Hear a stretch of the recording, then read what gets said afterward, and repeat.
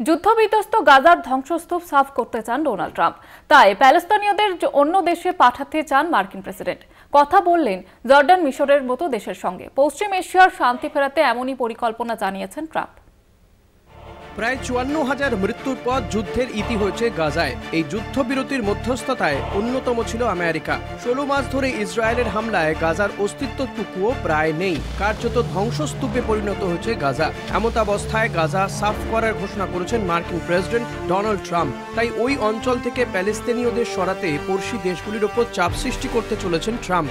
ইতিমধ্যে পড়শি জর্ডানের রাজার সঙ্গে কথাও বলেছেন তিনি। ট্রাম্পের কথায়, একটা ধ্বংসস্তূপে পরিণত হয়েছে গাজা। প্রায় সবকিছুই ধ্বংস হয়ে গিয়েছে, মানুষ মারা যাচ্ছে।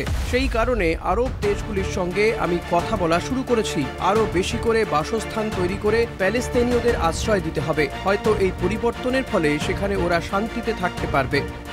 তবে প্যালেস্তিনীয়রা গাজা ছেড়ে একেবারে অন্য দেশে যাবেন কিনা সে বিষয়ে স্পষ্ট করে কিছু বলেননি ট্রাম্প। তিনি জানিয়েছেন, প্যালেস্তিনীয়দের এই আশ্রয় সাময়িক হতে পারে, আবার দীর্ঘস্থায়ীও হতে পারে। হামাস ইসরায়েলে যুদ্ধবিরতির কোনো নিশ্চয়তা নেই।